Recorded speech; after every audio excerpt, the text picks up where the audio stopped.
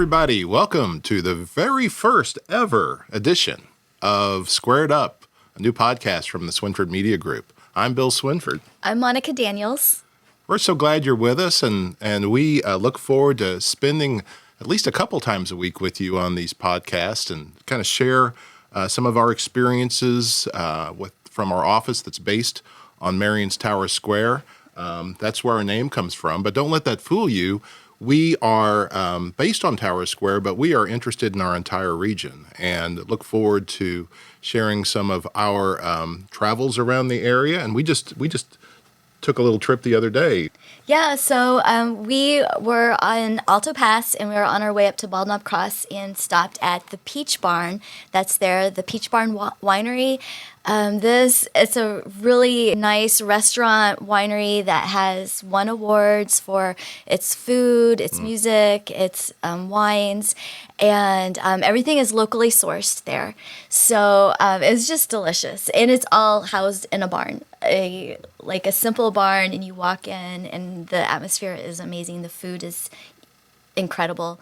The scenery is incredible. Yeah, it's kind of rustic, and yet still very, very polished, and you feel very good about spending time there. It's very comfortable to go in there. Like you said, they had live music. Talk about award-winning food. I mean, I think you had like a mushroom flatbread. Yes. So good. Locally sourced mushrooms, seasonal mushrooms, flatbread. It was really good. I had a strawberry salad that was delicious, and then dessert. Yeah, the cheesecake was amazing. We actually had two different types of cheesecake. I mean, the same cheesecake, but two toppings, chocolate and then caramel. Caramel. It's caramel. No, caramel. So we have this debate, and we've talked to other people about this. I've always said caramel, Caramel, caramel, right? No, I think it's Carmel. Carmel is a city in California. It's also a delicious topping you put on your cheesecake. But so is caramel, and guess what? They're the exact same thing, and if you pronounce it correctly, it's caramel. It's not. Listen, we want to know what you think about this. We're interested in knowing if you think it's caramel or caramel. How do you pronounce it? This is going to be a very interactive podcast. Yeah, we don't know. You and gotta the let very us know. first opportunity you have is to show Monica that I'm right. Caramel. I don't know how you do that by going on a. I guess try to figure out a way to go on the comments and tell us. You can go maybe on our Facebook page or something. Tell us how you pronounce this and figure out a way to type that. I don't know how you do that. We'll see. I don't know. We'll figure we'll give it out. We'll give it a try. Maybe my next podcast we'll know that.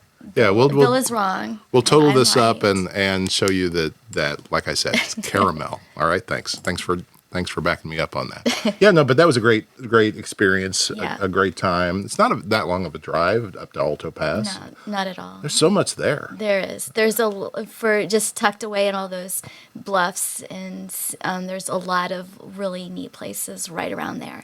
Yeah. The wineries, and then the new bourbon place right there out on Alto Pass. And, right. Yeah. Havisham's. Really nice. Havisham's. Yeah. And they've got the Havisham House next door, and that's a reference to Great Expectations, one of my favorite Dickens novels, and I love the way they got that all set up. Anyway, there's a lot of day trips take out from the Marion area, and that's one that we'd recommend. So that's the kind of thing we're going to try to bring you, is just like little experiences and recommendations, and we welcome your ideas on that, and we might go follow your ideas and do something. But today, as I talked about, we want to talk about the region, but today we're going to concentrate a little bit on right at home, right here on the square, because if you've been through the square lately, it's quite something, right? Yeah, actually, I got detoured this morning. I was on my way for my Crown Brew, and a road was blocked. I had to go around because there's a lot of improvements being made to the square right now. Yeah, and of course, we've been located on the square for about 5 years, and we've just seen it gradually develop and grow and change. But it really seems to be at its apex right now as far as construction, and they're literally turning the road over. I mean, there is going to be a whole new pavement put on the square. And I did not know that. And this podcast is available in many different ways. You might be listening, but it's also available on YouTube. So if you're listening, go to our YouTube version.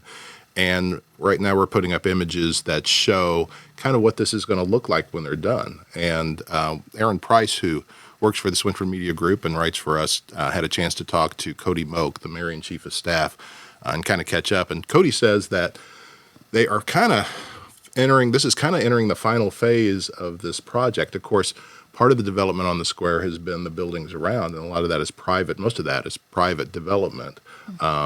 You've got next to us Little Nashville. Little Nashville went through fire, unfortunately, a few months after opening, but they're planning to open again, hopefully within a month or two here, and we're excited about that. You've got the Goodall building, dates back 100 years, 120, it's dated 1900, 124 years, that now has a new business going into it, and they've got apartments, people moving in upstairs. We've got, of course, the Citadel building, which is the towering white building that's becoming more useful all the time. Not just the vault on the main floor, but also the Ethos business incubator upstairs. And then we've got, in addition to the Marion Cultural and Civic Center, we've got work being done on another building that's going to house the Seasoning Bistro steakhouse. So there's a lot. We're looking forward to all that. A lot happening. So that's all private development. The stuff the city's in charge of course, is the center of the square. And you know that the city, the only land that the city really owns, public land that the city really owns, is the center of the square.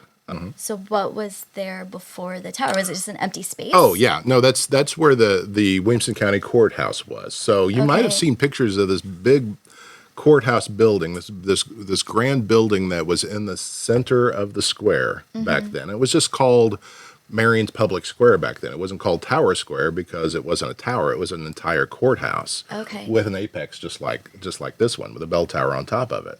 So at the same height, building down, you had an entire courthouse in that square. It's kind of hard to picture now that it operated that way. But there are some old pictures. I'll throw one up right now. There's some old pictures that show you this courthouse, and I'll go back to all of the history over the last 100-some years of what happened downtown, and you can go back to the 20s, those kind of notorious days of the 20s, and some very important trials and things that happened downtown. You'd see the square packed with people around the courthouse. And so when they decided to build a new courthouse, instead of trying to build it into that square, they built a more modern building that they still use today. Over to the north and to the west, and they just left the tower as kind of a tribute to it. Okay. I'm kind of glad that they did. That was a good move. Yeah. So what year do you think that was built? 72 to 74. In there is when they took down the courthouse and built the tower. And I've got a story. When I was a kid, I grew up in Heron, and first time I remember being in Marion, I was no more than 7 or 8 years old, and we were visiting some friends of my parents who lived in an apartment upstairs in the Goodall building. Of course, at that time, I had no idea where I was in the world. I was just a little kid. I hadn't had a lot of experiences in Marion. And my brother and I were there. I remember we were watching the 10 Commandments, so it tells me it was around Easter while my parents and their friends were playing cards. And I remember looking out the window and seeing that tower. Now, when I think about it, I realize that tower was pretty brand new at that point, because the courthouse was torn down in the early 70s and replaced with this tower. And this tower is an homage to the courthouse had and the clock tower. And, of course, a new courthouse was built several blocks away. But the tower itself and the circle around it was developed then by Mayor Butler and his administration to be one thing, and that served us well for, 50 years. And now it's kind of being turned over. We still got the tower. We've still got the trademark that we even use in our logo. But in addition to that, we've got some new things being done to the square that's going to make it kind of more pedestrian friendly. Have you seen any of these images? No. Yeah. So I have not seen that. So there's going to be a lot of brick put in. Okay. Kind of like the South Market Street brick. That's going to make it more apparent where traffic is supposed to flow and where pedestrians are supposed to have access to. And then they will actually have these posts that they can put in to kind of block off these corners. But the whole thing, including those triangular kind of flower planters that they've had there, those are being taken out. And it's going to make it a little easier for pedestrians to navigate around the square. And I mean, there's so many reasons now to come downtown and walk around, right? Yeah, that's so nice. Yeah, I love that because, like it's just, we know that what we're going through right now with the detours and the construction and the noise, it's all going to be worth it. And it's going to be so much better Yeah. than what it's ever been. And that's just the thing about the square right now. It just keeps getting better and better. And it's such a pleasant place to be and to spend your time and to bring your kids and see the murals and go have a bite to eat. And Right.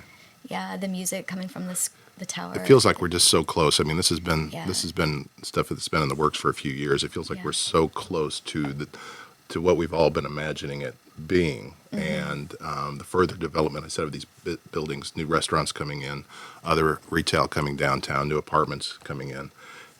We're just really just a year or two away from that picture that we've been imagining that it's going to be. So with these new walk areas, these new pedestrian areas, the navigation to and from the square for third Thursdays and events like that, it'll be so easy for them to close off parts of the square, and it's gonna make it a little safer area for pedestrians. The final phase that Cody talks about actually branches off of the square and down a little bit to bring in new green areas just off the square, a block or two. You've seen a little bit of that happening over by Crown Brew and things, putting in new green areas around there, and just making it all just more aesthetic and also more user friendly. Nice. Yes. So we'll just put up with the obstacles in the meantime. Absolutely. I mean, there was jackhammering happening this was morning, pretty just noisy. very loud. There's cranes moving things around. Getting redirected and but it'll all be worth it. So Yeah. yeah. So look forward to that. You can read more details of that in this week's edition of the Marion Star. That's coming out, the May 2nd edition, and I think you'll get all the information you need. Other things happening around town have been in the news this week, and we're going to hit on those maybe next week in our podcast. The Oasis development finally got the financing on the sports tourism part of that was finalized in a joint meeting between the Marion City Council and the Williamson County Board of Commissioners this past week, and it's pretty exciting. So we've got some comments from Rodney Cabanis and even some residents who have a few concerns about what this is going to do to our sweet little quiet city. Oh no. Yeah. No, I'm sure it's gonna just make things better for us here. It's obviously more jobs. Yeah, more jobs, more opportunities. We won't have to drive to St. Louis for experiences that we have right here. Right. And, and I think that's part of what I like to see you and I do through this podcast is just make sure everybody is aware of all of the opportunities that you have right here in town that you don't have to necessarily drive to a big city to experience and still live in a place that has all the charm of a small town. Right. And you still have your experiences that maybe we felt like we'd have to do a road trip for, but we can have it here. Like, for instance, a few miles down the road to the Peach Barn that has award-winning locally grown food. So you're not just having a top experience, you're supporting local farmers who are in this area, and you're saving on gas, which is even, it's just a win-win-win. And for instance, speaking of like out of big city experiences, this Friday at Sensational, a dear friend and Tell us what Sensational is. Yeah, Sensational. So twice a year, Dillard's has a sensational event where there's gifts, there's prizes. For every $100 you spend, you get a $25 reward to purchase something on another product. So a lot of the things that typically never have sales, like your Chanel, your Dior, your luxury products. Like I work for Lancome, and we have our luxury skincare line, Absolute. Like you have opportunity to save on all of these products that we typically don't get to save on. And I have a makeup artist coming in. Her name is Jill from St. Louis. She did the makeup for the St. Louis Rams when the Rams were here, and now she works for Lancome as a professional makeup artist, and she's going to be here on Friday. So here's this opportunity for it to come into Dillard's and local Marion and have a big city experience with a seasoned With Jill. makeup artist named Jill, is a precious woman. And it's a great opportunity for you to stop by the Lancome counter at Dillard's and meet Monica. Meet me. Yeah, I would love to meet you. That would be great. And show you around our little cosmetics department. So, but anyway, so the changes that are coming to Marion, well, this is only going to benefit us. It's going to benefit the retail that we have now, such as Dillard's. I mean, we could do a whole podcast, and we will, I'm sure, do a whole podcast on this idea of sports tourism, and that's what all of the Oasis development is going to revolve around. You're right there at Dillard's, attached to the old mall, which have been called a dead mall now for several years. Yeah. But you've been able to get a little sneak peek of what's going on inside there, and you see it coming back alive inside there. And all that development to bring retail back to the mall and around, another thing you may not know is we got 4 new hotels going up in the vicinity of the mall over the next year. It's going to be incredible to see all of this coming together in order to be able to host the sports tourism that's going to happen at this new Oasis Sports development. And so we will talk about this in depth next week and how that's going to work. My sons have been in the summer basketball touring sports leagues and things over the years. I've seen it firsthand. One of my sons, who's a basketball coach, also is in this world as well. As far as running tournaments, he's actually advised the Oasis guys a little bit on the development from the very beginning of them thinking about this. And so we got a lot to share about that and how sports tourism will bring the people not just from St. Louis, but from several states around to our area to enjoy their kids' games and then to enjoy everything else that we have to offer. And we look forward to bringing them downtown. We look forward to making sure they know about the Alto Passes and other places they can go around the region. And we look forward to seeing the new developments that will continue to happen to give them something to do when they come to Marion. Couldn't be any more exciting time to be here, and gives us obviously plenty of things to talk about. So in addition to Sensational, a couple other things that you might be interested in doing is this weekend at the Marion Cultural and Civic Center, there's a great show. Marion High School Choir is putting on Newsies. Now, if you've never seen Newsies is near and dear to my heart because it's based around the newspaper business. And it's a newspaper carrier strike, a real thing that happened in New York in the 1920s. And the way they kind of were able to, these young newsies were able to get more respect, better pay, and things out of the powers that be back in the newspaper business.